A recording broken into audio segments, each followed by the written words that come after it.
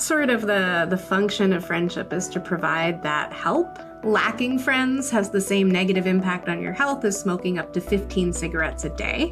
We're less willing to put up with people because they're not providing us with as much benefit as they used to. You want a friend that thinks that you can't live without you. That's the most valuable thing. Even over a relationship, a career they like, having money, being married, or their children. Friendship is the number one thing. Welcome to the XX Lab, where we explore the science and stories that matter to you. If you've ever found yourself feeling jealous when your best friend started hanging out with someone new, or wondered why it is that your friendships with other women can sometimes feel a little fraught, you're going to want to stick around for the conversation with today's guest.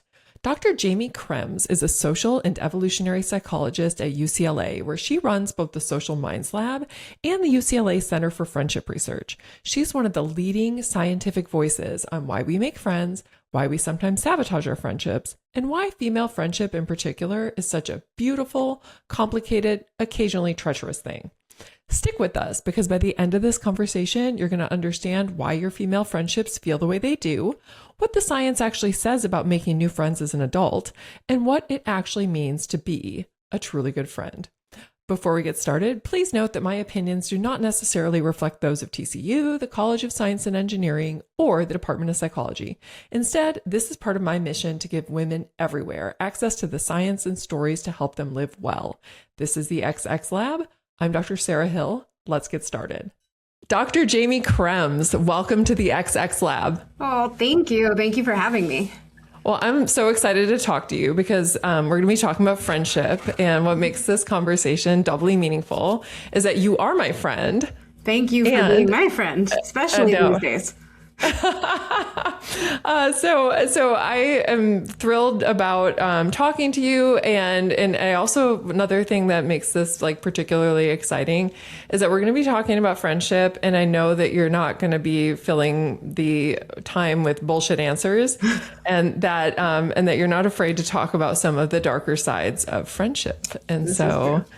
Yeah. So I'm going to start on the bright side. Yes. Right. And we're going to start by, you have a paper that's going to be, I think it's still forthcoming. I don't think it's out yet, calling friendship the most overlooked public health asset. Yes. And this is a bold claim.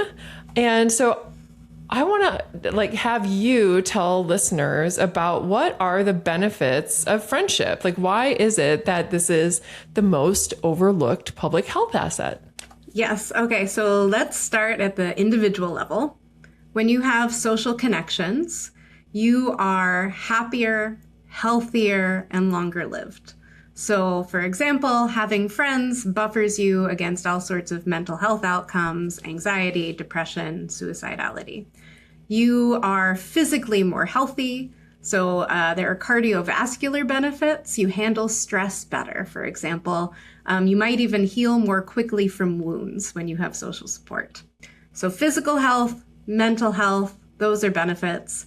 There's a big meta-analysis from Julianne Holt-Lundstad that suggests that having friends, or I should say, lacking friends, has the same negative impact on your health as smoking up to 15 cigarettes a day.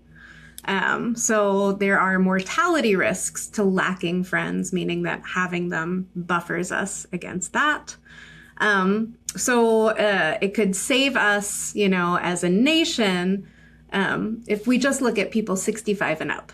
$7.5 billion a year in excess healthcare costs. So public health benefits on the societal level. Raj Chetty, an economist at Harvard, has found that the single best predictor of economic mobility is friendship. So, for example, when lower socioeconomic status kids have connections to higher SES kids, they make 20% higher incomes as adults. So it's just insane.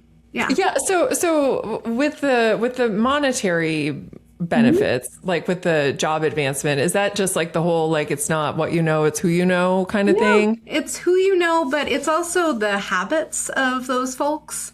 So the study habits, the confidence, what people in academia would call the hidden curriculum. So you can go to office hours, you can argue your grade. All of these things that are knowledge that higher SES folks often tend to have, or more educated folks often tend to have, as well as the connections. Yeah, absolutely. Yeah, so it's like one of the primary benefits, I think, of friendship, and I think that your work supports this, right? Is that knowledge base, right? Like essentially they know things that you don't know. Yeah. And so then you're able to, soak up all the information from those folks, which I think is really beneficial for a lot of different reasons. What about the health benefits? Like what is the mechanism behind the lesser, for example, cardiovascular risk and the faster wound healing? Like what's the mechanism there? Yeah, that is a really great question. You'll hear me say this a million times. We really don't know. So one of the things I should say off the bat is with my grad student, Hyewan Hong, and my friend and collaborator, Bill Chopik, we did sort of a dive into the psychological literature on friendship. So 7 top psych journals from 1964 until 2024, every single article they published. And we oversampled journals that focus on close relationships where we'd find friendship work. Fewer than 4% of those articles are about friendship. It's about probably 25 or more percent for romantic relationships, just as a contrast. So we focus on adult friendship so little that it will be no surprise when I tell you to this question or many others, we don't know. Yeah. I wonder whether, because one thing that I've heard argued from an evolutionary perspective, like just in terms of a group membership. So this isn't necessarily about the benefits of friendship per se, but instead just about the benefits of belonging to a group, is that you get lower levels of sort of basal inflammatory activity. Yep. So essentially your immune system kind of is able to relax a little bit when you're around other people, just because historically, if you were alone, there's a greater risk of peril, either from injury or, predation. Exactly. Predation by other humans or by non-human species. And so having other people around sends a signal from our brain then to our immune system telling it that it can like ease, sort of relax a little bit. And that leads to lower exposure to pro-inflammatory cytokines or inflammation over the lifetime. And then that might play a role. And I'm wondering whether friendship might have those same benefits, right? Because when we talk about group membership, I mean, ultimately, what is that? Yeah. It's friendship, right? I think it is. It's the ability to rely on other people to meet your needs if something goes wrong or, when something is going wrong. That's sort of the function of friendship, is to provide that help. And so if you have that sort of external resource, right, then your body can do exactly what you're saying. Your body can say, well, I don't need to amp up and worry about a threat right now. I can relax. And if there's a threat, I can recruit these resources that are external. So where I put my, my energy doesn't have to be in, I need to do X by myself. I need to do Y by myself. My energy can be in sort of somatic maintenance. My energy can be where it needs to go for success because I have these backup resources outside of myself. And I really do think that the sort of phenomenological feeling of having friends, of being supported, is sort of like one of those internal regulatory variables. Like we talk about welfare trade-off ratio. So just to, sorry, can you explain to the listener what a welfare trade-off ratio is? So welfare trade-off ratio is basically this idea of how much I would give up to help you. So how much emphasis I put on your welfare. And if I put a lot of emphasis on your welfare, I'm going to do things like help you even at a cost. And we have these sort of, and that takes in all of these inputs like, are we related? How long have I known you? Do I love you? Are you in need? Do I have resources to give? And it sort of squishes them all together, aggregates them all into this feeling of, okay, I want to help you. And I think social support kind of does something similar. When I have this feeling of social support, then I am able to downregulate all of the things that you're talking about, the inflammation, the readiness, the threat. And that's probably why we see people who have friends being less stressed, who have social support being less stressed, whether in the lab or there's a study in Sweden that men who have friends are less likely to have heart attacks. And that's regardless of whether they have romantic relationships. So it really is the sort of social support doing that. So we've been hearing a lot about being in sort of a friendship recession, right? And do you think that, when you talked about welfare trade-off ratios, this idea of how much am I willing to incur to help you out? I always think about our sort of the unconscious calculus that makes those decisions. Obviously a lot of information feeds into those, but I think one of the things that feeds into that is, what's in it for me? Right. And, it's just essentially like, if I'm nice to you, like what's in it for me? What do you bring into my life that's positive? And, I've always wondered whether, as technology, because, one of the most important things that our friends offer us is information. Historically, the larger the group, the more information we had, because the more novel sources of information we have. And now we have technology where it's like, I can know anything about anything in milliseconds, right? I just search it up online, and generally I'll be able to find at least a fairly reputable answer within a really short period of time. And so I've wondered whether, one of the sources of the friendship recession is just that we're less willing to put up with people because they're not providing us with as much benefit as they used to. Yeah, I think that's a really beautiful insight. I think that people overlook the role of technology beyond, people are on social media, so they don't spend time. One of the ways that people build friendships is through giving favors and gifts, including information, right? So you start small to not be exploited, and you ratchet it up, and you get closer and closer. And so Dan Vrushka, an anthropologist at ASU, has actually looked across, I think, 60 small-scale societies, so traditional societies. And this is one of the fundamental features of friendship, that they help each other, especially when in need, because of affection. And this affection gets ratcheted up through helping each other over time.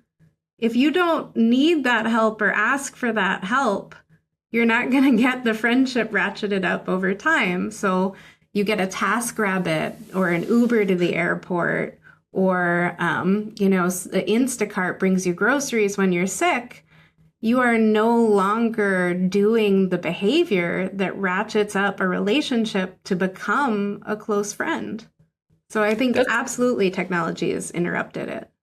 That's so interesting. So do you think is a recipe for friendship? If you're looking to build friendship with somebody, is that you start with small favor. I'm assuming that you start small. As you said, so you don't get exploited. Exactly. And I'd also assume it would probably feel awkward, right? If you don't know somebody really well, and then they do this really big thing for you, I think that it puts us in favor debt to such an extent that it makes us uncomfortable. It's like a romantic relationship. Where you're like, you don't want to do too much, you don't want to do too little. It's I get such anxiety over giving friends gifts, like too big, too small, no gift. But you want to be at the same level. So start small for sure. Otherwise.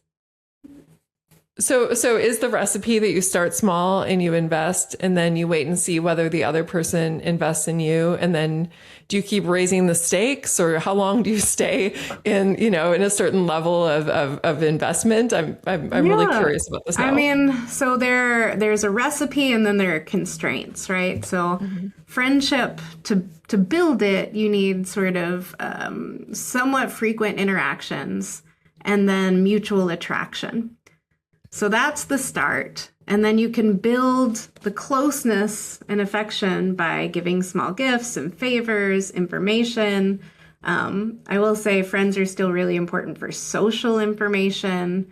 Is that person dating that person, or what's going on? Did you see them out last night? So you build that up, but there are constraints, because building that kind of relationship takes time.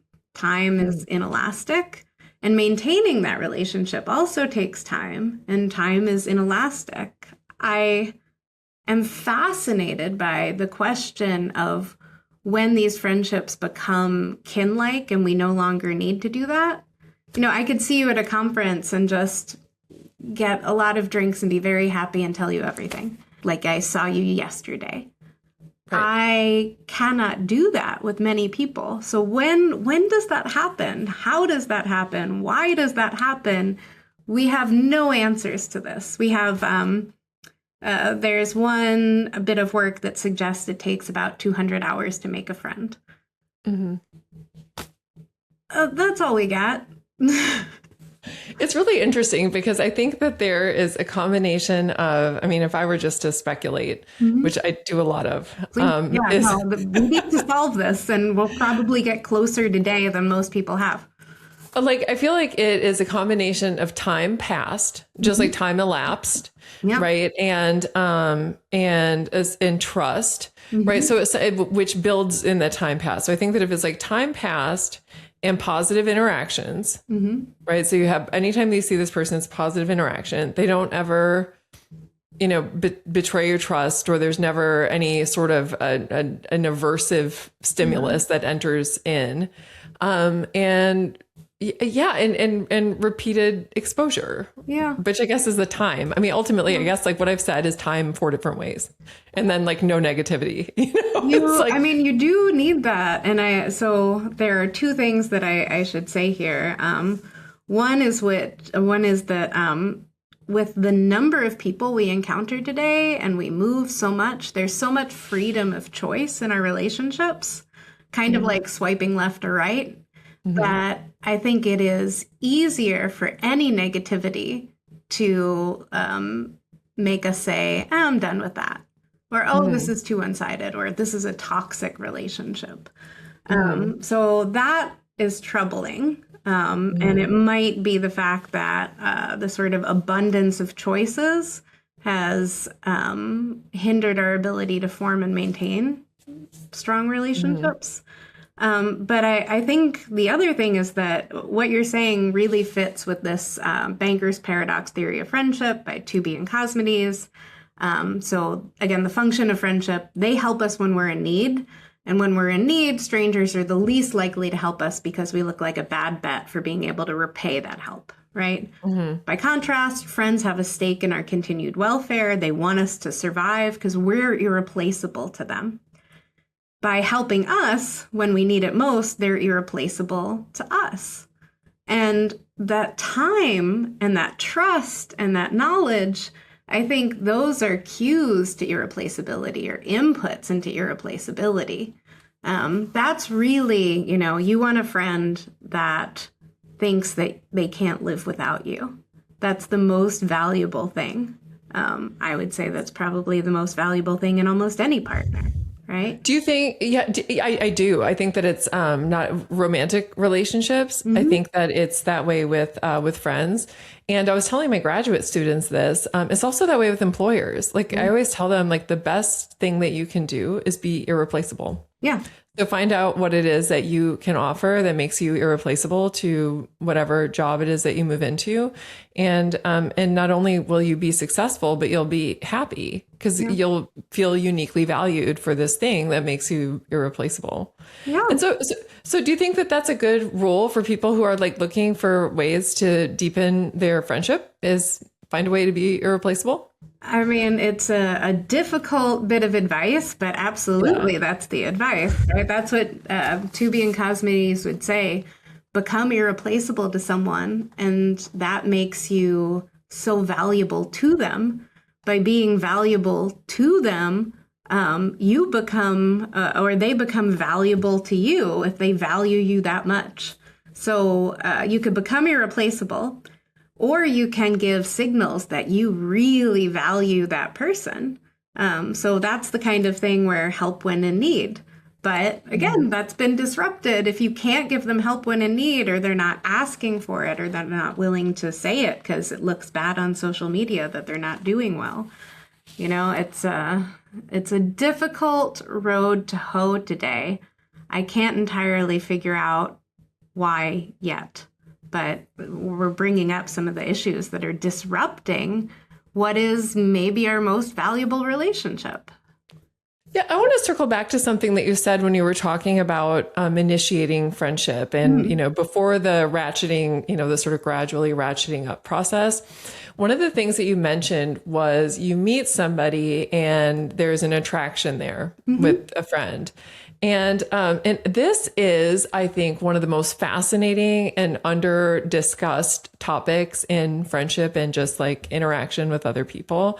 And that is, we talk a lot about attraction with romantic partners, right? Like you're just not attracted to this person, or you're just unattracted to that person, or you are attracted to this or that person, as we were talking about before our conversation online. And people don't talk about that with friendship. Yeah. And I think it's so important because there's some people you're going to have chemistry with, and there's some people you're not going to have chemistry with. And but talk to me about that. Like what do we know about that? Like in science, like what are some of the factors that influence like whether or not you're going to be attracted to somebody as a friend? Yeah. And then if you're spending, if you find yourself in this relationship with somebody that is clearly trying to create a relationship with you as a friend, but you just aren't feeling the chemistry there, like what do you do with it? And so I guess like that's several questions baked into one, but let's just start with like, what is that? What is chemistry with friends? Yeah. I mean, I don't think people know the answer to this. Folks have studied conversation. Folks have studied synchrony. There's a brilliant guy named Gus Cooney, who I think is at Dartmouth now doing some of this work. And we've talked about what is chemistry. There's a student here at UCLA, Grace Meow, who's trying to do conversations while people have a sort of brain scan helmet on. I think maybe the most impressive work on this topic that can sort of speak to it, at least, is from Carolyn Parkinson and her lab. So, for example, she and a grad student, Lisa Shen, did this study where they had 300 MBA students go into an MRI and watch film clips, and they scanned their brains while they watched film clips. Now, this was before the MBA cohort had met each other. And they looked at people's neural synchrony. So how does your brain react to these clips? And what they find is that people who reacted more similarly or had greater neural synchrony were more likely to become friends 8 months later. So I think that there's something about the way that we experience the world, some people might call it shared reality, that predicts whether or not we're going to have chemistry. I think chemistry might be, I get you, you get me. That's so, I think, that's so fascinating. And as I was thinking about it, but it was like before, when you were describing the study, my brain was anticipating the punchline, and I anticipated what the punchline was, because that makes so much sense to me that, it's like, I think about the people that I'm friends with and are my friends. And I very much feel like they have the same view of the world that I do. I mean, and that it's like, no, we don't even have to agree on everything. I mean, I've got friends from all over the political spectrum and whatever, but it's just having a similar sensibility. Yeah. Like, I think that's true. And I love that. I love the idea of having neural synchrony in response to things that are happening in the world. And then you get that really nice, like, theory of mind where you feel like you understand somebody and they understand you, because both of your brains are kind of tuned in and operating on the same wavelength. And literally. Friendship is, friendship is partially about or for coordination, right? So if we can work together to bend the world or shape the world in our favor, and we have the same ideas about what shape that should be, why wouldn't we do it? I remember talking to Aaron Sell, an amazing evolutionary cognitive scientist who studies emotion and particularly anger. And he was talking about this woman he disliked who was saying that, we really rate each other on, looks and fitness, and this is so important to be fit. And he's like, no, screw you, lady, it's brilliance. And he's like, oh, well, of course I think that, because on brilliance I win, And yes, we should shape the world such that we make the things that people value, the things that you and I and our friend group have, right? To the extent we can. So if you have somebody in your life and you just don't quite feel like you're on the same wavelength, like, should we break up with those people? What is your thought there? I mean, it depends on who else you have in your life. It depends on whether you're still going to have to see that person because they're really good friends with some of your really good friends. I think one of the most difficult things, and this is hugely understudied, and this is something that this was the first question that social psychologist Carrie Johnson asked me after my job talk here. She's like, what about couples friends? And I was just like, oh, that is a can of worms, because it is so difficult to find one person you like, and then you have to like their partner, and their partner has to get along with your partner. It's an exponentially more complex relationship. Yeah, that is an incredibly complex relationship. And it's like so hard whenever I see couples, and we've had different couple friends, over time. And it's like, it can inspire a little bit of good-willed envy on my part, where I think, gosh, it's so hard to find other couples that work well with my partner and I. And for the reasons that you talked about, it's like trying to get everybody's personalities and interests aligned. It's like, it really is like fairy dust. It is. There's one more thing, sorry, that the brainwave I had when you were asking about the sort of chemistry question, and making friends, which is one of the issues is, I think, and maybe this is an American thing, we sort of tend to pretend that everyone could be an equally viable or good friend to us. And we pretend that friends don't vary, or prospective friends don't vary in their desirability, which is bullshit, right? Right. And so if we're pretending that anyone in the environment could be an equally good friend to me or for me, that's going to make it a lot harder when I can't find somebody I like, or I decide that person isn't maybe a good fit for me. It's a market where some people are more desirable friends than others, and the more desirable friends have greater power of choice to either be your friend or not.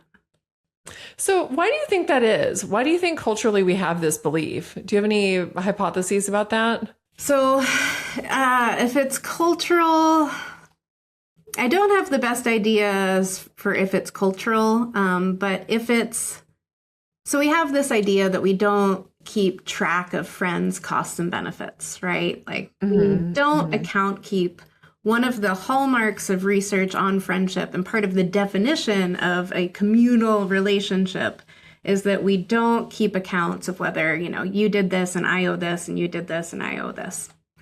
I think that's true at the same time that we keep accounts, right? Yeah. And so Rob Kurzban has this book called Why Everyone Else is a Hypocrite.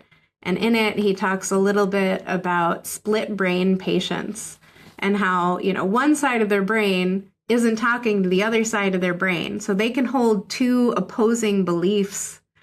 And our very normal non-split brains are modular and can hold two very opposing beliefs that don't have to talk to each other. And so I think in part of our brains, we are keeping track of, is this person a good friend or a bad friend? How good of a friend are they? Or how good of a friend would they be? At the same time as saying, of course I don't do that. I would never do that.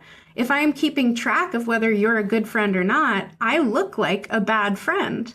I look like someone that would only help you if it's beneficial to me.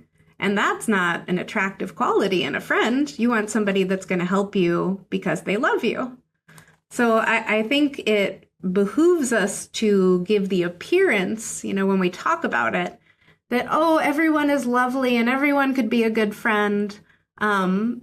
Likewise, it behooves us to tell everybody you're my best friend, because the closer that you think you are to me, the more likely it is that you'll give me help or more help, right? So this is a nasty business at the same time as being a very valuable relationship.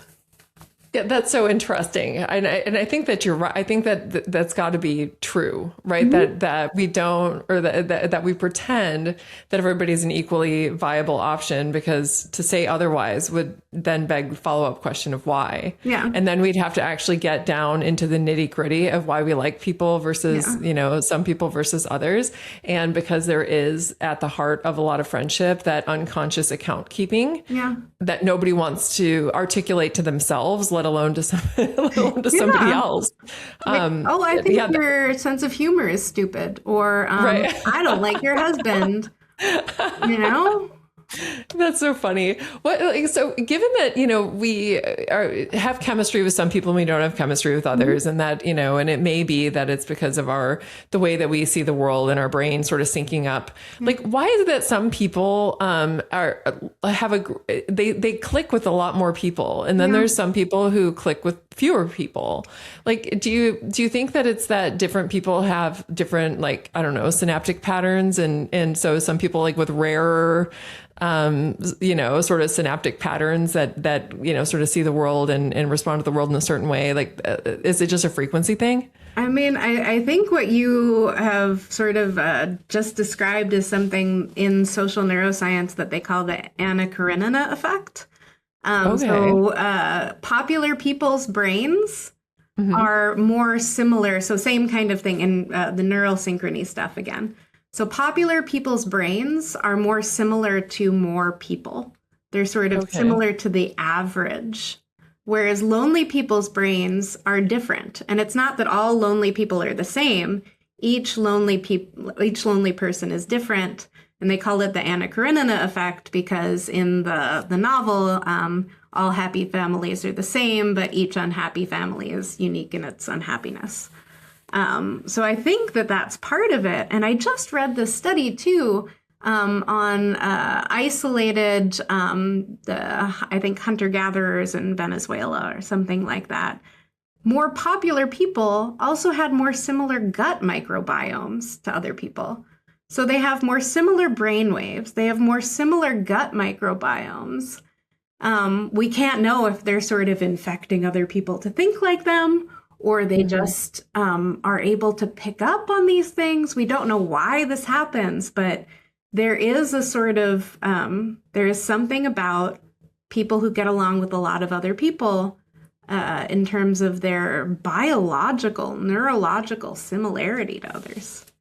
That's so fascinating. And it also, like, I wonder, so if you're somebody who has difficulty making friends, right? Mm-hmm. And just because you feel like you don't click with a lot of people.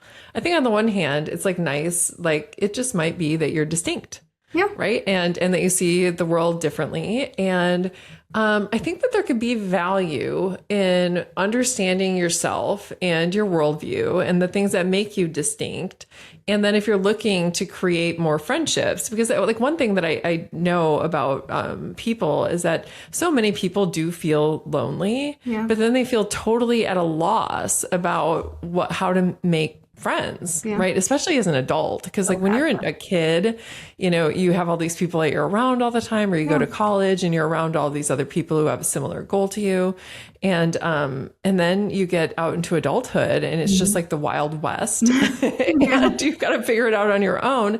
And so I wonder whether there's value in trying to wrap your arms around what it is that makes your brain distinct from other people's, and then seeing if you can find a way to find other people who might have those same sorts of sensibilities that you do. So, because, we hear a lot about like, if you want to meet, and I would love your take on how to make friends as an adult. Don't join a club. Yeah, yeah, that's what you hear. I mean, this is the advice you get, right? It's like, oh, we'll join a club. And it's like, well, just because I like making pottery, that doesn't mean that other people who make pottery are going to kind of have the same sensibility I do. And so I'm wondering whether there's some way to tap into like that sort of sensibility and then get us toward other people who have the same sensibility that we do in the world. I mean, if you could figure out the thing, if you're a lonely person, you have trouble making friends maybe, and you could figure out the sort of thing that makes you weirdest or most unique, right? And find other people that connect with you on that, I think that would be the way to go. And maybe that is a club, maybe you go to the club for people who have albino iguanas. I don't know. You figure it out. I go to HBES, the Human Behavior and Evolution Society. I think that group of people thinks very differently from other people, just the way that we think. And I get along with these people like family, whereas I don't have that in any other society, Yeah, I always call that my tribe. Yeah. Like, because it very much feels that way. And I think that, and I don't know whether you had this experience, but because as you kind of go through life and you're building your career and going and getting educated and doing all of those things, you kind of find yourself in a smaller and smaller, like a narrower pool. That I found that like when I was in high school, I had friends, but I never felt like I found people that I like super connected with. And then when I went to college, I got a few of those. And then when I went to grad school, I got a ton of those. Yeah. And it was just like, sort of narrowing the pool to be around other people, again, likely who, our brain waves are sort of tapping into the same, things and sort of having a very similar sensibility about the world. Yeah. And I think that's, I have this conversation with my children who have inherited my, weirdness. Eccentric brain. Yeah, my weirdness. And, I told them, like, as you, progress through life, it's going to be increasingly easy for you to find friends because you're going to be around more similar others than you are when you are in elementary, middle, and high school. Yeah, I think we are a very lucky success story to be weird people who found our weird people. Yeah. So do you have any, as somebody who studies friendship, do you have any advice on like what other people can do besides join the Human Behavior and Evolutionary Society? One of the issues, again, is that we don't study this, right? I don't actually know of any friendship interventions, right? So my grad student, Haewon Hong, and a former postdoc here, Lisa Walsh, are about to start this study on a gratitude intervention for friendship maintenance. Gratitude interventions are huge. They're all over the literature. I don't know of any that targeted friends before. It's wild. So that is wild. One of the things that we're about to do is solicit from journalists who talk about friendship, brilliant researchers like you, and even just regular everyday folks and practitioners, friendship coaches, authors.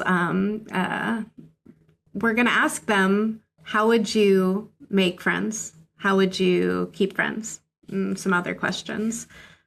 Figure out which interventions are actionable and maybe scalable, and try and do something called a mega study where we put all of these interventions out into the world across the states and maybe in different nations as well, ideally, and figure out what works and for whom. Because I can't answer your question with data. I can answer your question with vibes, but... Right. You want the vibes? I'll give you the vibes. No, I was gonna say, well, first, but I love that you're doing that work because I think it's so important. And so the vibes, just like so the vibes would be ask people for help, That is a huge thing to do that ratchets up your relationship. And we also have this thing called the Ben Franklin effect, which I love because he spent a lot of time in my hometown of Philadelphia. They're the mascots over there, Gritty and the Philadelphia Fanatic. So one of the things that this effect is basically you like people better after you do a favor for them. It sounds kind of weird. The predominant explanation is cognitive dissonance. I was about to say cognitive dissonance. Yeah. God, I hope more people are listening than watching this. So that's wrong. Cognitive dissonance is, I mean, on some level, sure. But the way that the mind works in terms of friendship is that if you do a favor for them, they like you better. You've become more irreplaceable to them, more valuable to them. Therefore, they should be more valuable to you. And so if you do them a favor, that would be great. But you can also ask them for a favor and they will like you more. So that is one of the things that I would suggest doing. I would also suggest, going to places where you do re-encounter people that might have similar interests. If that's joining a club, go for it. I do think. Yeah. Oh no, please.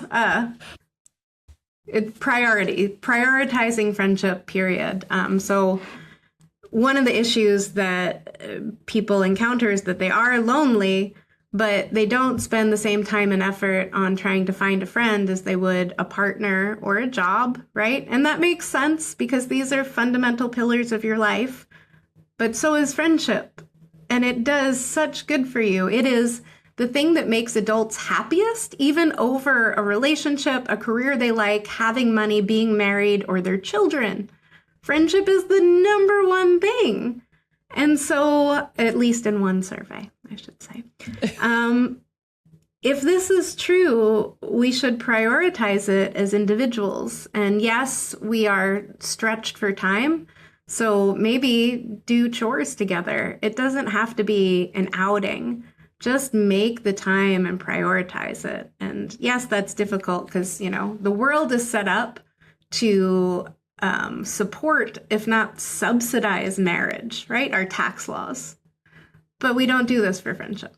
So yeah, I recently read an article about groups of people getting together and having admin days where they'll get together on a Saturday afternoon once a month and they'll do all their administrative stuff, like pay their bills and answer the emails from, the soccer coach for signing up for snack and, doing all of the kinds of nitty gritty things that everybody has to do in everyday life that people hate. Oh, I love that. Making it a social time. And I loved that because I know that especially for adults, and then when you have children, it magnifies this by 10. I feel like you get so caught up in the day to day that it becomes really hard to even spend time with people that you enjoy. Absolutely. And so finding a way to double dip that. And when I was almost interrupting you, I was thinking about, there's, I really do think there's something to the mirror exposure effect. And for those of you listening who don't know what that is, this is this old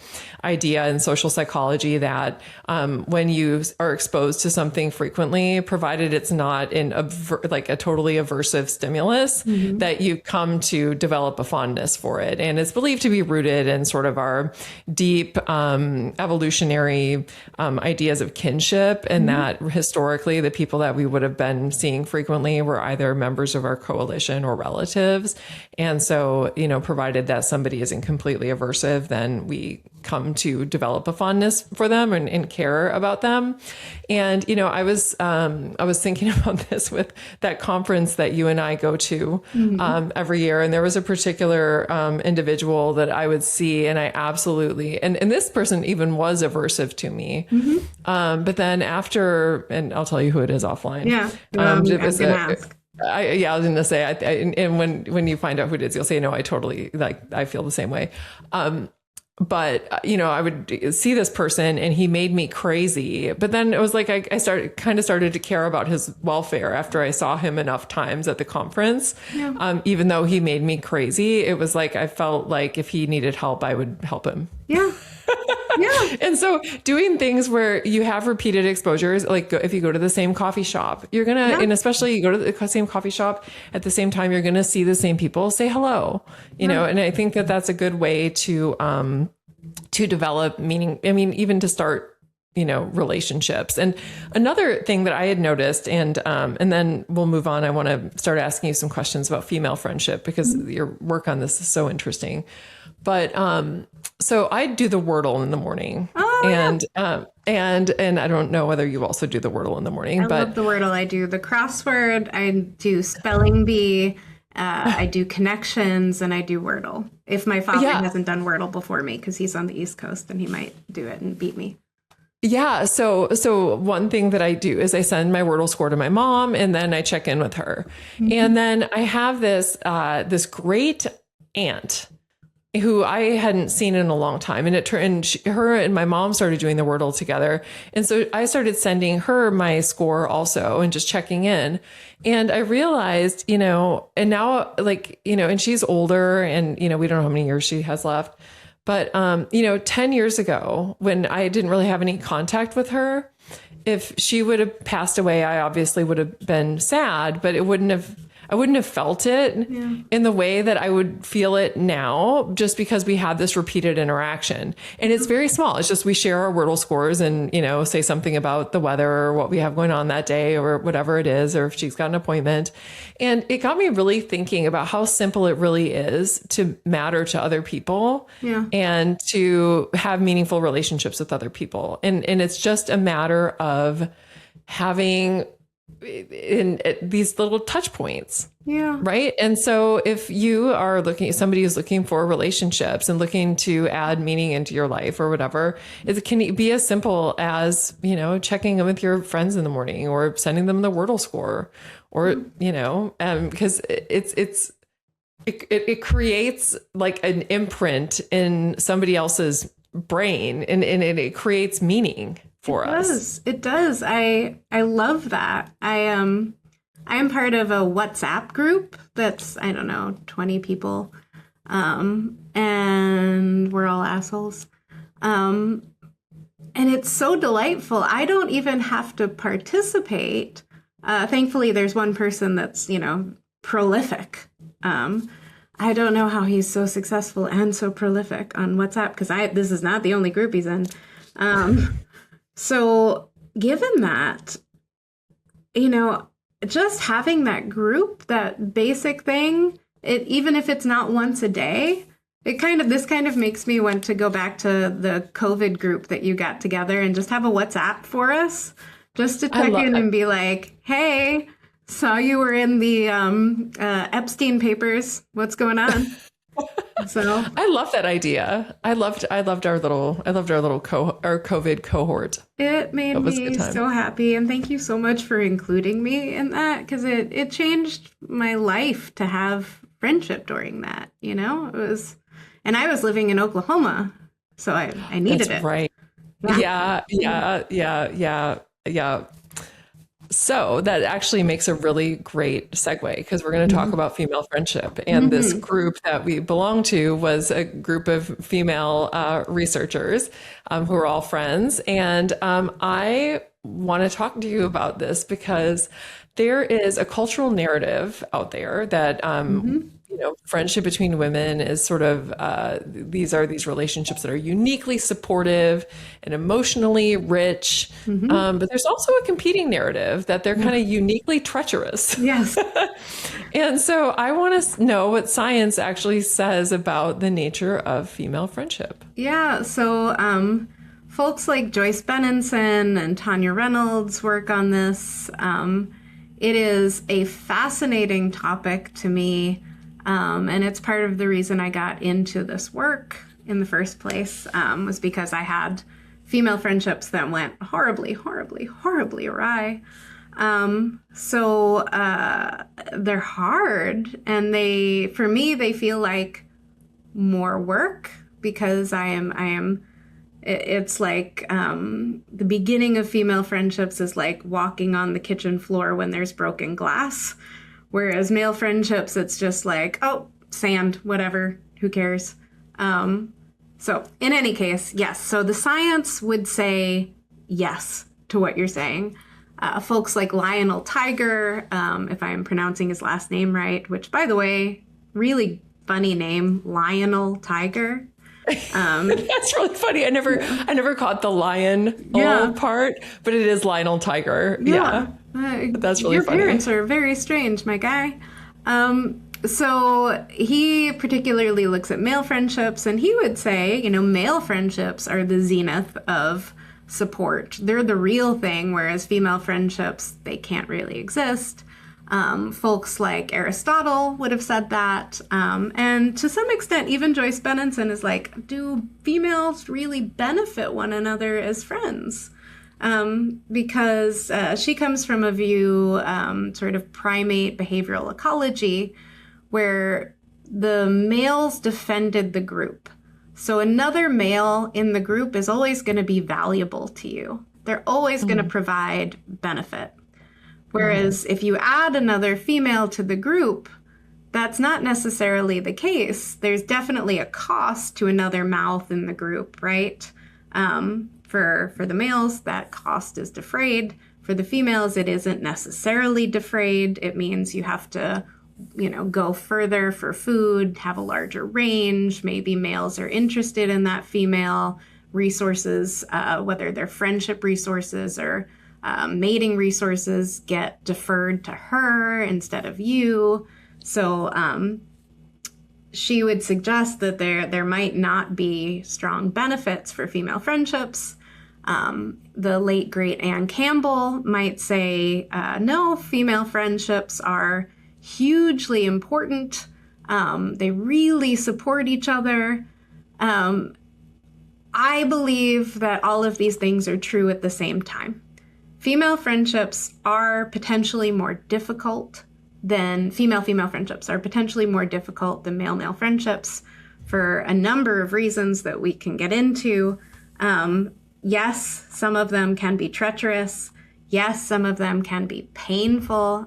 That's the greatest breakup I ever had, was with my best friend of 20 years. I get it, like her dad didn't love her. She was mean.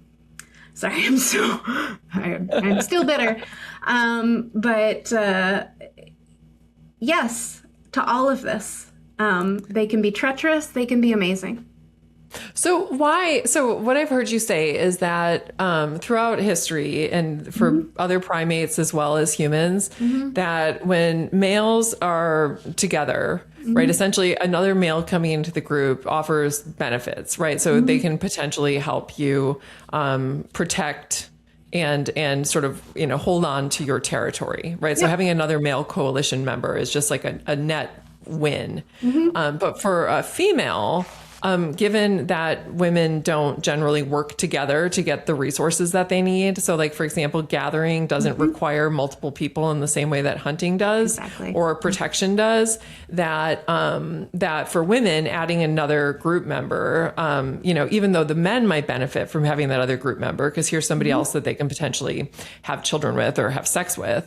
But that for women, it means, not only might their partner have eyes for this other person, right, but that there's another mouth to feed, and they're not getting the benefits of, that men get, for example, with collective action, just because gathering doesn't require that. And so do you think that women just don't have kind of the group, like the sort of group psychology like men do, or like why, what is it that makes these relationships with women more difficult? Is it just that we didn't rely on each other over evolutionary history, for access to resources or protecting our kids, or like, what's the story there? That's the best guess I have, is from throughout our evolutionary history, the potential costs outweighed the potential benefits in ways that are flexible for time of life, right? So if you have another female around who is helping you raise your offspring, that's really valuable. But yeah, that's the best idea that I have heard. That given a long history of sort of males staying in their natal group and females leaving, you had males being around kin and coalition members.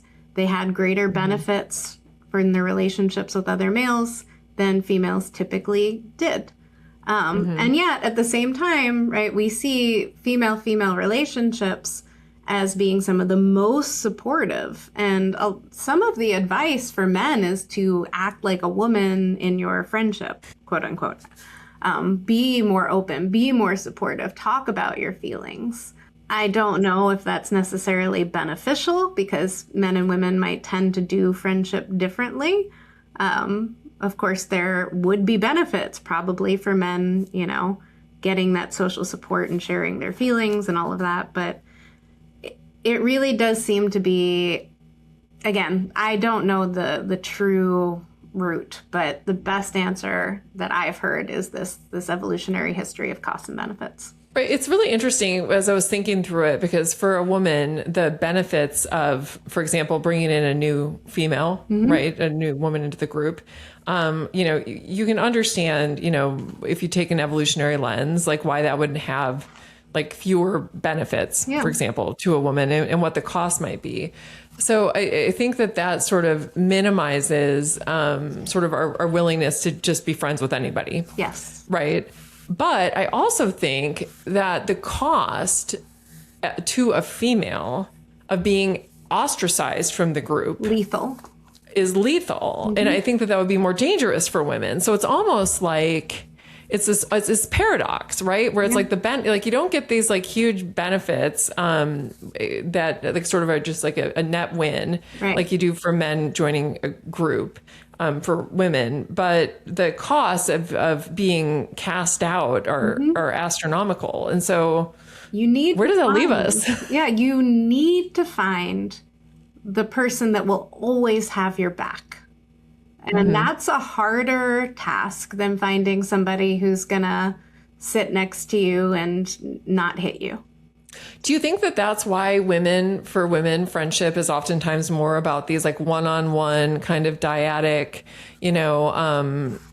types of where there's a lot of sharing and, sort of like you and me time. Whereas for men, it's more about like doing something together, like going to play pickup basketball or whatever it is. Yeah. I mean, people talk about women's friendships as being face-to-face, and they share potentially very dangerous information with one another, information that could, you could ruin my life, Sarah, if you wanted to. So we share that kind of information and get closer. Whereas men tend not to do that. They tend to do activity-based things. And I should say, just for people listening, it's not that women always do X and men always do Y. There's sort of a wide distribution, and some women have these team friendships and some men have these dyadic friendships. It's flexible as well. So it's not, we're not saying men are from Mars and women are from Venus over here. But it does seem to be exactly what you're saying. And then another piece of that is the amount of time it takes to find that person limits women's ability to have, multiple friendships. So men tend to have more friends and looser friendships. Women tend to have fewer, deeper friendships. And so we do see these differences. So do you think that some women have a more difficult time maintaining, because you talked about the fact that sometimes you get, these really close relationships with women and there's a lot of sharing and they're uniquely sort of intimate in a way that a lot of times men's friendships are not. Do you think that some women just form those relationships everywhere? Or do you think that it's that all of us have a little bit of, we've got some where we have friendships that are characterized by closeness, and then we have these other relationships that we maintain just simply because we're trying to avoid getting cast out of the group? Yeah, I honestly, I think that might be the case. I mean, I am wary of saying my brain is what the brain is like, right? But I think that I have experienced the fact that with women friends, there's a little bit more translation, especially in the beginning, that we're saying a thing that's a little bit different than what's really happening. Or it's more likely that with my female friends, that's the case. And I'm translating, I'm intuiting, I'm trying to figure out, okay, how do I do this? Don't want to piss them off, want them to like me. I don't have that with men. And I think that men don't tend to have that with each other. And so one of the cool things to me is when women do this sort of subtle aggression. Say, you know, you're out with your husband and a woman looks at you and is like, you know, and your husband might just not even notice it. Or even if you try and describe it, he'd be like, huh? What? Was that, right. That was mean? But we get it. We feel it. We have a language that we are speaking to each other. It's like, you know, we're whales and they don't hear us. So. Yeah. When I first started dating my now husband, we were at a work event and he had a female associate who was, it was pretty clear that she was interested in him. And he and I were standing next to each other and she kept boxing me out when we were having conversation. And I was getting increasingly irritated by this, you know, transaction. And I told him about it later and he had absolutely no idea what I was talking about. Yeah. But then I talked to one of his colleagues who's a woman, and I talked to her about it and she said, yeah, I totally saw that. Yep. and it was totally inappropriate. And anyway, it goes to show that there is this other hidden language. And it also reminded me of two things.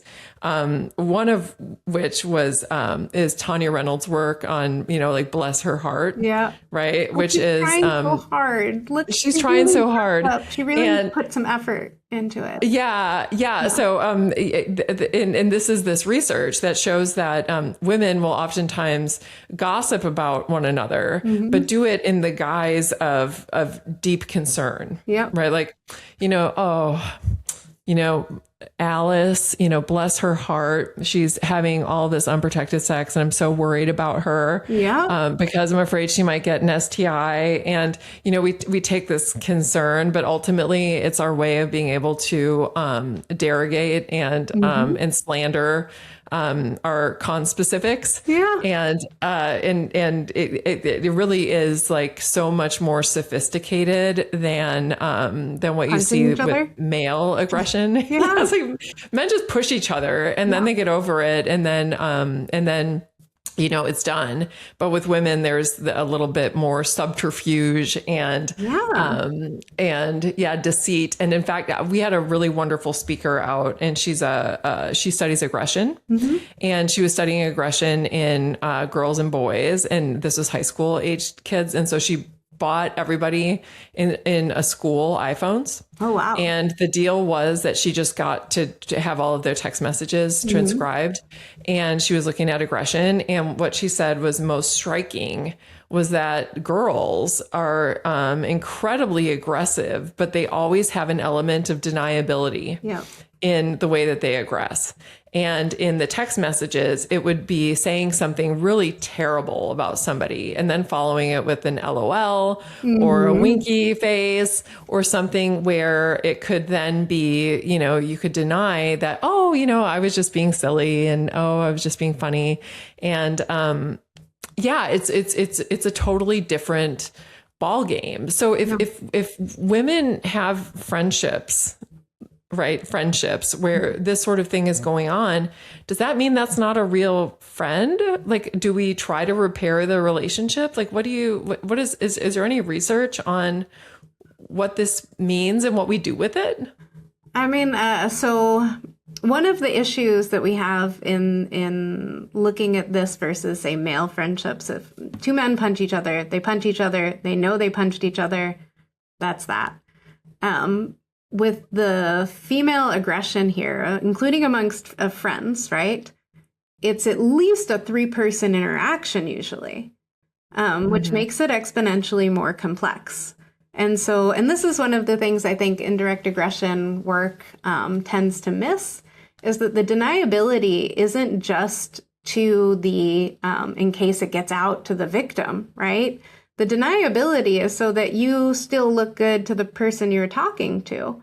You are more convincing as a derogator if you're saying, well, this person sucks, or bless her heart, she tried so hard. Or in some of my work, we looked at venting among friends. And so if I vent to one mutual friend about another, saying, oh my God, she's so selfish, she just stood me up for dinner again, versus saying, like, I hate her, she stood me up for dinner, I'm really upset. In the venting instance, I harm how good of a friend that target looks like. I harm that target's reputation in the eyes of the person listening to me, while not harming my reputation in the eyes of the person listening to me. I look better while hurting that target just as much as if I would have said, she sucks, she's selfish, I hate her. So what is it like? How do you know that it's venting? Do you just have to say, like, oh, I just need to vent? Is that how you sort of set that aside as, I'm not saying bad things about this person, I just need to vent? Yeah, and I think it's the same kind of deniability as the LOL or the winky face. If you take a tone of just like, I'm so frustrated and I have to vent, versus I'm angry, I'm upset, this is not okay, I hate her. So we actually looked at what counted as venting with a ton of undergraduate RAs. And it really is just sort of the tone of, I am hurt. I am frustrated. And that seems to make it harder for people to identify the act as aggression, despite the fact that venting is actually more effective at manipulating affection than derogation. So when I vent to you about a mutual friend, you will prefer me to that mutual friend and preferentially support me over them. You don't do that if I derogate. You don't do that if I just, self-disclose. You might like me better, but then I haven't also effectively derogated the person in your eyes or lowered your affection for them. If you talk about that person, like your friend did something bad to somebody else, like it doesn't, so it's not just that. I'm just wondering about that as a control, right? Because in the case of like venting, it's generally because somebody did something to hurt you. Yeah. Right. So that's suggesting that this person isn't just a bad person, but that they are willing to hurt a friend. Like if we compare that to a control condition, let's say where we say that, Sally did this to Susie instead of Sally did this to me.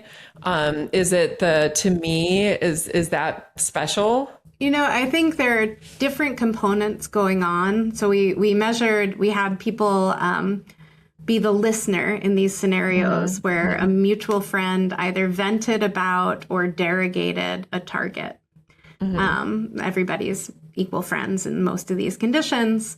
And in the venting condition, the listener, the participant, liked the venter a lot better than the target. We didn't see that in the derogation condition. They liked them equally. But what we did see, the controls that we did have, and I wish we would have had the control you're talking about, the controls we did have were just sort of neutral gossip and self-disclosure. When that happens, listeners, the participants, like that target a lot. But of course, that doesn't harm they like the venter a lot, but that doesn't harm the target, right? The target's reputation.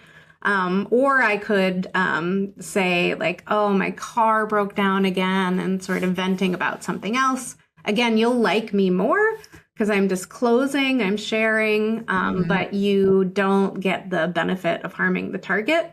So I think if you did what you're talking about, you probably do get those same benefits of venting because the target is still doing something bad. But here you are not being aggressive, just sharing this information. And it reminds me of this really amazing work from Steven Pinker on implicature. And he even mathed it out. So basically, you know, it's if you get stopped by a cop, you could get a ticket, and that's bad. But you could also say, officer, I'll give you a bribe if you take away this ticket. And so if that happens, then, you know, the range of costs and benefits are different. Instead of just getting the ticket, you could go to jail for bribery, or you could get out of it if he takes the bribe, right? Right. So you have a different sort of floor and ceiling. If you use implicature and say, officer, is there a way we could take care of this here? Everybody knows it's a bribe, but the ceiling of going to jail because you tried to bribe someone isn't there anymore. You don't have certainty that this is what the person meant. You don't have common knowledge. You don't have the ability to clearly and convincingly communicate to other people that it was for sure a bribe. So I think a lot of indirect aggression, including venting, is implicature like this. It takes advantage of the high benefits of really hurting somebody while removing the huge costs of seeming aggressive to folks. Yeah, I think there's so much in life, like, and I'd never heard this word implicature, but just sort of referring to the way I'm taking it is essentially like deniability, right? I mean, it's like there's an air, because nobody has perfect information, like when they say something. And so we're always having to infer what they mean. And so if we talk about it in sort of clouded ways, then we have that element of deniability. And we use this in flirting and courtship all the time, because all that flirting really is like trying to let somebody know that you're interested with a huge degree of deniability. Even in politics, that was a dog whistle. You're saying like, oh, you're really saying this to this audience, but are they? We don't know. Was Elon Musk doing a Nazi salute? We don't know. Right. So interesting.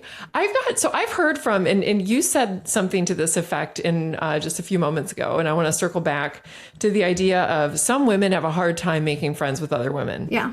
Right. And I hear about this all the time. Like, oh, I'm a guy's girl, right? Like it's easier for me to get along with men, or I just have a really difficult time getting along with women.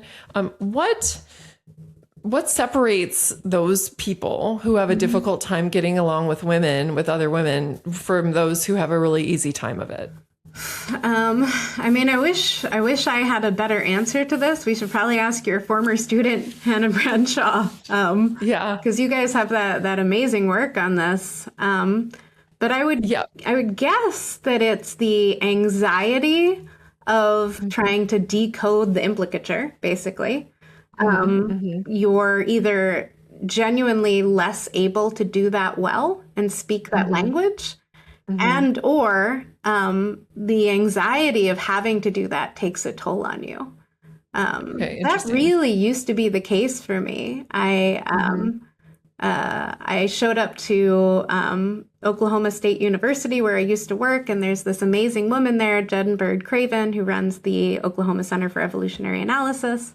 And I told her, women scare me. So please just be blunt with me. Just tell me. It's so much easier for me when I know, like, did I do this right? Did I do this wrong? I don't feel that way anymore. And I don't know if that's just the distance in time from when my female friends really went behind my back and broke my heart, or I'm more confident, or what's going on. But that is certainly the anxiety of it might really take a toll on some people. It's just harder. Yeah, I think that Hannah's original hypothesis was attractiveness, and that attractive women had a more difficult time being friends with other women, because other women would be more difficult with them because they didn't want them as part of their group because of the increased competition. Yeah. And it took various flavors. And I don't know that her hypothesis was fully supported. I think there was some evidence of that, that some of the women who reported that they had more romantic successes, for example, had a more difficult time, but that clearly wasn't the whole picture. Like there's a lot more to it. And I do think that the idea of the anxiety around that, I think, is really interesting. Yeah. Like, do you think the competition, I mean, because so much that I hear from women who are struggling with their relationships with other women is just around this idea of competition, right? Where there's this like element of competitiveness, and this could be true whether it's for romantic partners. I hear this from my college students and my graduate students, that there's a lot of sort of seeming competition for mates. In the workplace, you get women feeling more competitive with other women, and I'll admit to having felt this. Like I feel more the possibility of social comparisons between myself and my female colleagues than I do with my male colleagues. So I'm just more aware of what they're doing. I mean, I'm just aware of what they're doing in a way that I'm not with my male colleagues, because I can sense that there's some comparison going on, right? And I think that and when my kids were younger, like with the other moms, there was a little bit of that. I don't feel any of that anymore, which has been really interesting as I've gotten older. I definitely have more of a communal sort of singing kumbaya around the campfire with other women in a way that I didn't when I was younger. Like when I was in my 20s and 30s, I definitely felt myself feeling more competitive with other women. And and I just wonder whether your research has any sort of anything to say about competition among women, and is there some sort of a mindset that we can adopt as women to help us navigate this all or nothing? Because I think that it was kind of some zero sum thinking that I used to carry around with me that made me have a more difficult time forming friendships with other women. That, like I said, I've grown out of that. That's been, there's a lot of things about aging that I don't love, but this has been a really nice benefit. Has been, since my mid to late 30s onward. I've definitely, a lot of the feelings I used to have when I was younger about feeling like I needed to, be better, and otherwise I was, nothing, or whatever those voices are. I think I've gotten over that, but I'm just curious if there's, what your thoughts are.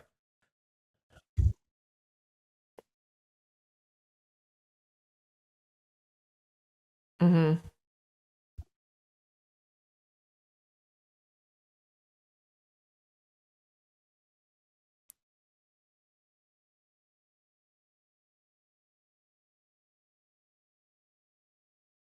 Mm-hmm.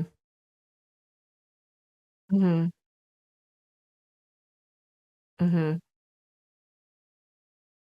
Mm-hmm.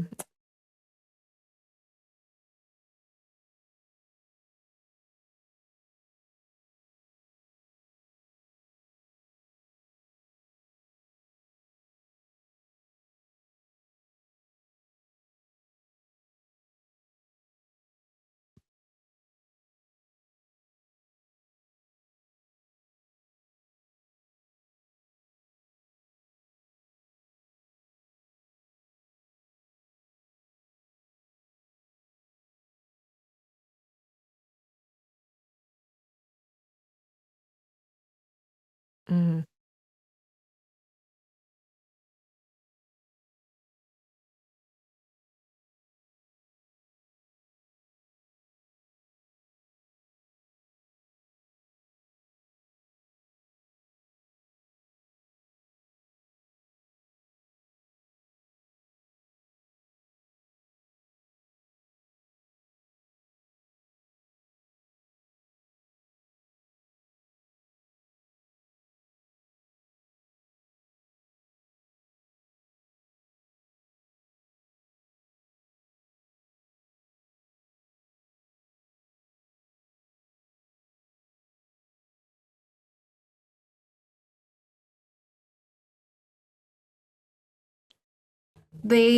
So not only do they have greater concern about doing better than their friends, if they do better, their friends get upset.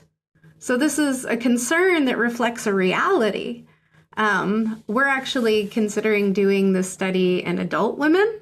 Young adult women, we might find the same thing. And maybe women our age or older, maybe it's gone. We really don't know, which, again, mind-boggling, all that we don't know when we've had friendship for, our entire evolutionary history. Then again, I say, like, how can we know nothing? But we haven't solved mating. Dan Conroy Beam maybe has. I don't know. But we haven't solved that, and we've been studying it for hundreds of years. So I when you said that about women and Joyce Benenson's work on essentially the cost of success with women, I think about the Academy Awards, which I don't ever watch because I don't like those shows. But when I see these speeches, and women are always so they're so ingratiating of themselves by saying, I want to thank this, and I want to thank this person, and this person did this, and this person, and they're deflecting, I think, because of fear of envy. Because I think that envy, and so I did research. Some of my very first research when I was a graduate student back in 2004 was on envy, and it's definitely more characteristic of female friendships than male friendships, where there's a lot more sort of hidden envy. And again, that gets at that thread of competitiveness that oftentimes can sort of be an undercurrent within female friendships. Yeah. And so I've always thought about modesty, and we always talk about how modesty is this female thing, and that it's, society pushes it on women. But I think that women actually, sort of create this on their own as a way to try to deflect the costs of being successful, because, it can be really challenging. And I think this is true for women and men. Like when you have been successful, to try to make sure that people don't have a target on your back. Yeah, because I'm absolutely, that's the case. I mean, you look at all of the Mediterranean cultures, they all even have these different sort of apotropaic things, like the hand with the eye in it, or a figa, all of these things to ward off envy. Because if people want what you have, they're going to try and take what you have. You really don't want to be envied. But it really is an interesting question to me that I don't think has been answered, that why this is stronger in female friendships than male friendships. Yeah, it's like we want to be successful, but not and we want people to admire us, but not envy us. Yes, and that's a tricky boundary, It really is. So I want to switch gears from envy to jealousy, and I want to talk about your research on friendship jealousy. And when I first read this line of research of yours, I felt seen because I've had so many, especially when I was younger, like a young girl, I remember, so I had a best friend who lived in my neighborhood, Carrie Fenn. And she was my best friend. And I remember that there was another girl who lived in our neighborhood that every once in a while I'd see her riding bikes with. And it made me feel so upset. And even at a young age, I was like, why is this making me so sad to see my friend enjoying herself with another friend? And anyway, I remembered that even from when I was a small girl with my neighborhood best friend. And I want to talk about friendship jealousy. So what is it? And are there sex differences in how it works? Yeah. So friendship jealousy, like any other emotion, is what we call a sort of neurocomputational program in the brain. So it's an evolved emotion. It coordinates our behavior, our cognition, our physiology. It is negative to experience, but beneficial for us to experience. So it is a useful emotion. It's not what we'd call, clinically maladaptive necessarily. Although a lot of work in the past would have said that jealousy is, especially over friends, you only get that as an adult if there's something wrong with you, if you're abnormally developing. I have a quote from someone in the New York Times that says that feelings of friendship jealousy as an adult exist because you don't understand what friendship is. It's really insulting. That is really insulting. But the truth of the matter is that adults feel friendship jealousy, and we were some of the first people to show that. It's true across cultures, so we see this in ethnographic work. And even non-human animals engage in behavior that's consistent with feelings of friendship jealousy. So female mustangs form really close dyadic friendships. And if an interloper comes in, one of the female mustangs might bite and kick that interloper to keep her away from her best friend. We see this in male chimpanzees too. There's jealous guarding of friends. So friendship jealousy is an evolved, useful emotion that tells us somebody might be replacing us in a valued relationship. And it prompts us to act in ways, ideally, that maintain that relationship. My guess is that some of the reasons that people have thought, researchers have thought this is a problematic emotion or there's something wrong with you if you feel it, is that they're only paying attention to when people act poorly, right? So they feel the emotion and they act in ways that are not efficacious for keeping the relationship. They go nuts and it's very apparent. Rather, they might not be catching all of the times that people are like, oh, she's riding bikes with this other person. Maybe I should try and spend more time with her or be nicer or effectively tell her that other person sucks. Right. Or give her first trade in when we were doing sticker trading, which I do believe that I did. I think that my friendship jealousy prompted me to be magnanimous in my choice of like who gets to go first in sticker trades. We used to trade stickers on the corner.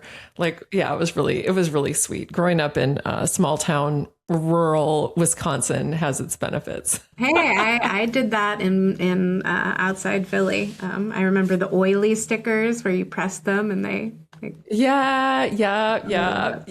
So there is a healthy, like friendship jealousy can be really healthy then. A healthy ingredient. Yeah, it alerts you to concern that somebody you like might be replacing you with somebody else.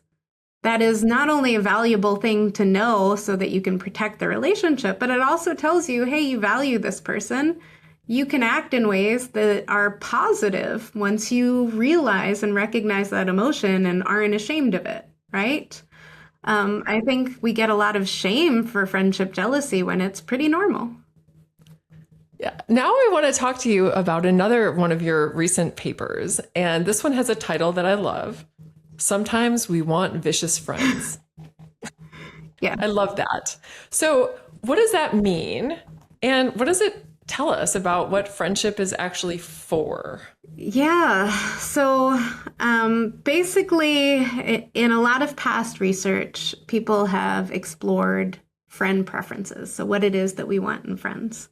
And they've done this, as most relationships work has, by only thinking that friendship is a two-person relationship.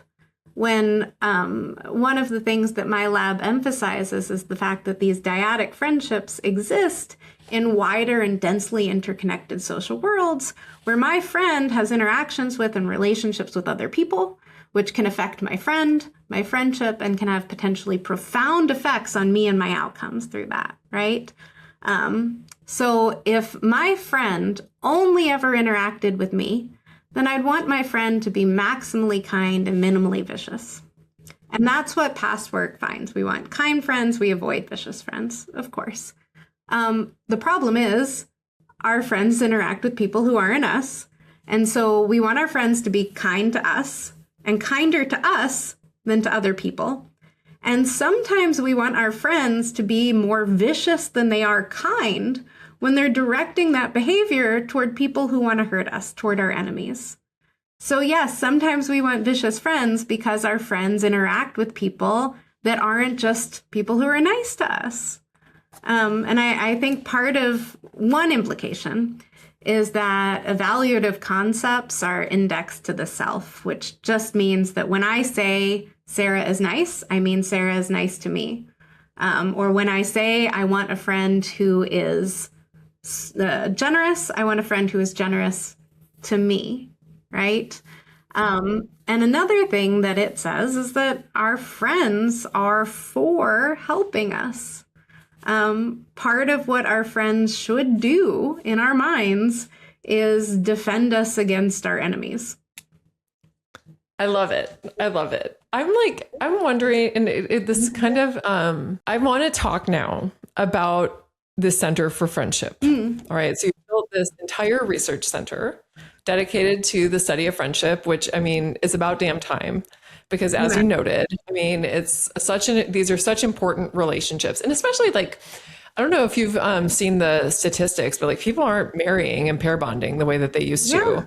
And so I think that it's becoming even more important that we develop and really are intentional in developing and maintaining friendships. Absolutely. And so I'm so glad that you are putting together and have been part of putting together the Center for Studying Friendship over at UCLA. And I want to know, like, what if you had a magic wand and were able to just like, ping, here's like something about friendship that we would know based on, research. Like, what do you think is the thing that we need an answer to most urgently in the research area? Need an answer to? Yeah, like what do you wish we knew about friendship that we don't currently know? Like, what's one of the most important insights that we just need to understand in order to open up like our understanding of how to build and maintain and develop our friendships? Okay. I can't say just one. I have to say two because you may as well. How do we make friends? We can't tell people how to make friends right now. Right. We already decided it was join a club. Yeah. So how do people make friends? And the second one is, what is it about? It's not just COVID that has destroyed people's friendships. In 1990, 3% of people reported having zero friends. Today, that number is 12%. That number is 20% for single men in the US. Wow. So 1 in 6 people in the world report being lonely, according to the World Health Organization. And given those health benefits of friendship and the health costs of loneliness, the World Health Organization estimates that 100 people die per hour related to loneliness, from issues related to loneliness. So I would want to know, what is it that started before COVID and hasn't really rebounded since that is causing these relationships to not be formed and to fracture?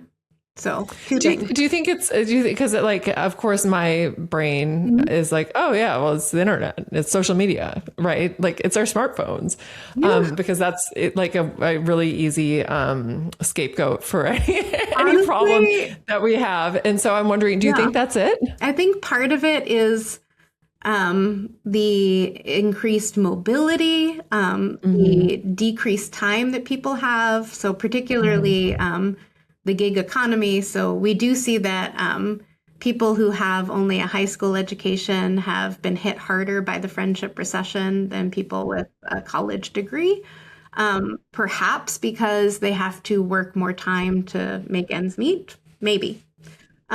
So there is that. There's the idea that if I meet all of these people, I'll only become friends with somebody who is perfect for me. So there's that. But yeah, I mean, in my head, I absolutely go not just to social media, but to media in general.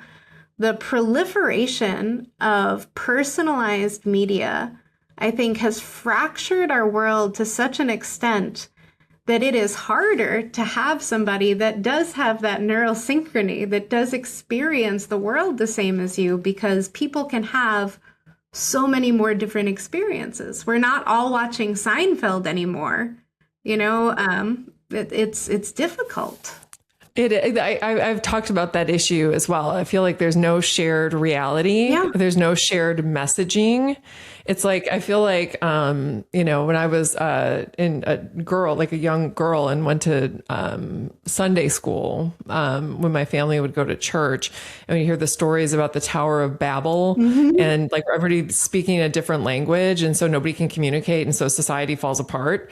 And I kind of feel like we're there right now, because I feel like everybody has a shared, like instead of having shared reality and shared, things that we can communicate on, everybody's got these little micro environments that they themselves are, the only person who's privy to, because it's their algorithm. And so none of us are speaking the same language. And so there's no coordinated effort.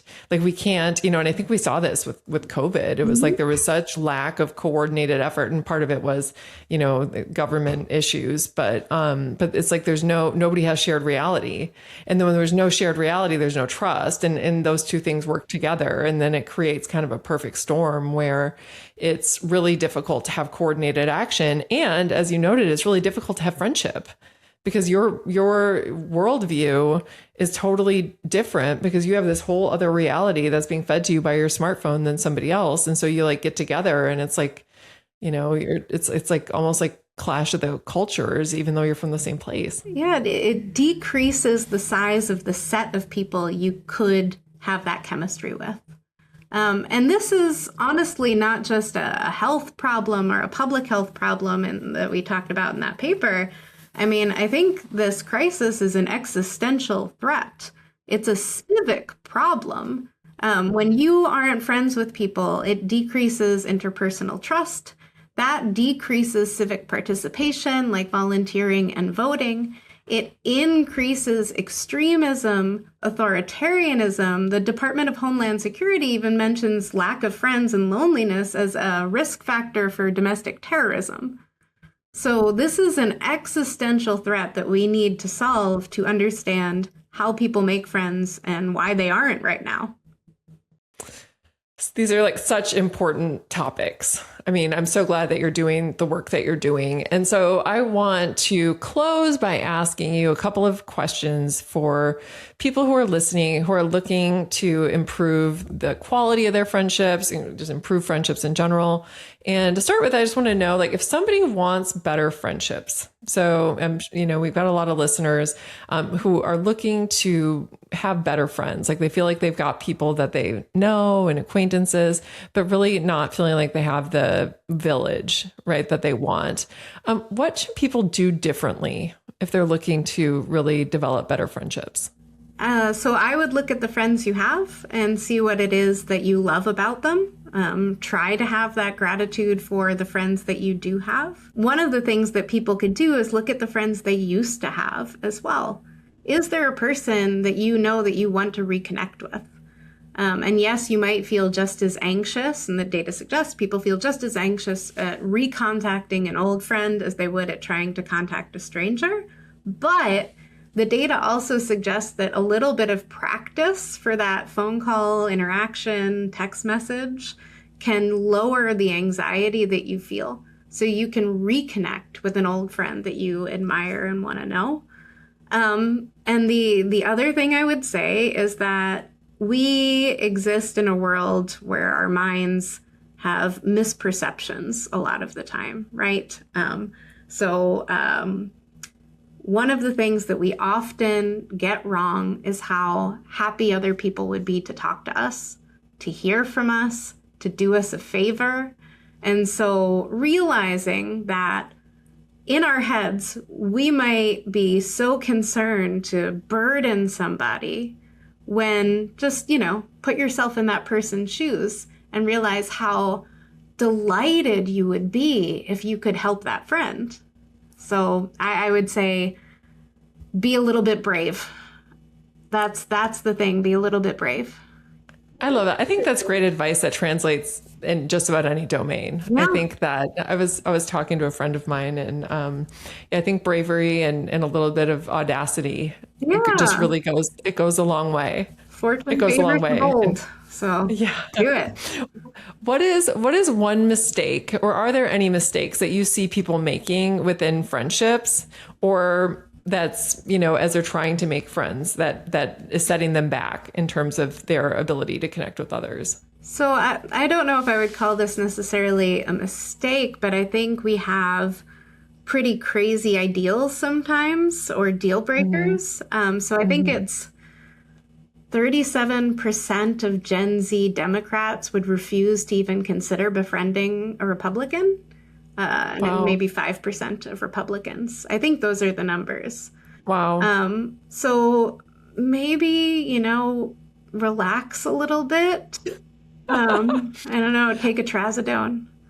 I love your answer, because one of the things I was going to ask you and I didn't get to was whether, you know, we hear this a lot with romantic partners where you hear that somebody's just like too picky. And I was gonna ask you that, like, and it sounds like your answer to that, like, is it possible that people might just be being too picky?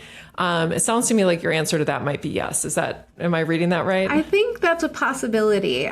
So I just put in a grant to hopefully do some work that suggests that the abundance and freedom of choice actually does make people pickier. And I think we hear this all the time in romance. So yeah, I would imagine that it happens in friendships too, when there is such a greater ease of moving in and out of friendships and meeting new people. The value of any one friend, or the replaceability of any person, increases. And so it's easier not to befriend them or to get rid of that friendship when maybe it shouldn't be.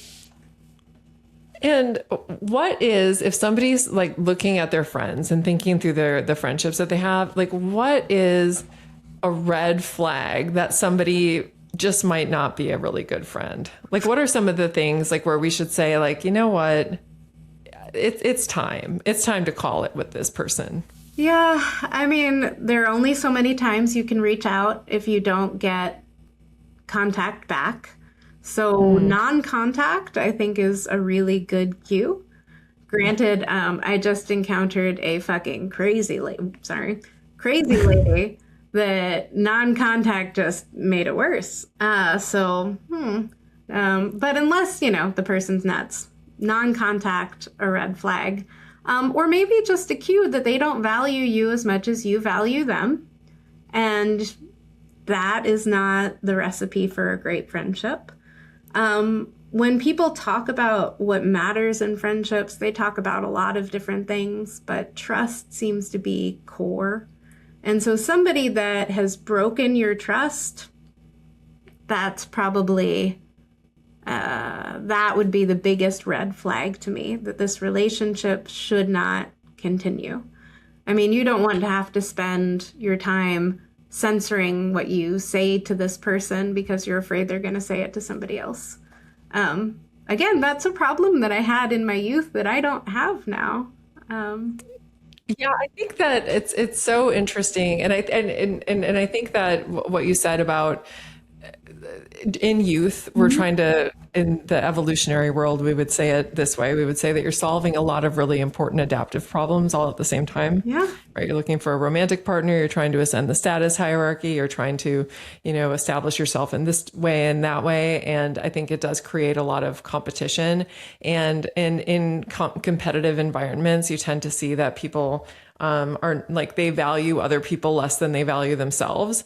And then once we kind of get a little bit older and, you know, and as to have some of those adaptive challenges solved, then it allows us to think outside of ourselves a little bit better. And so I think that's an element. I think that's an element to that. Yeah, I agree with you. Absolutely. Yeah. So I will close by my last question is, you know, we've talked a lot about what people can do to, you know, make friends and find friends. And I guess like what can we do to be a good friend? Like if we could do one thing, so everybody who's listening wants to deepen their friendships, like what is one thing that we can do for our friends that really can help to either, you know, just deepen that relationship, or even just like let our friend know how much we appreciate them? Yeah, I mean, so this is the sort of two-pronged thing.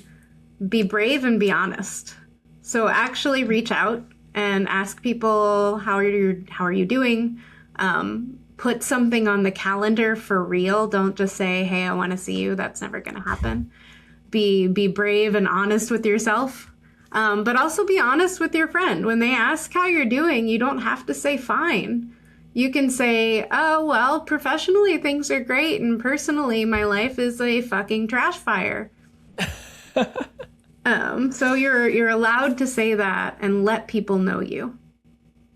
I love that. I think that's a perfect note to close on. So Dr. Jaimie Krems, thank you so much for joining us on the XX Lab. And it was just such a pleasure to have you on. Thank you so much for having me. I loved it.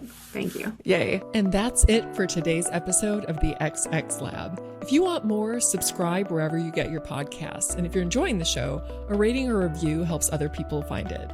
See you next episode.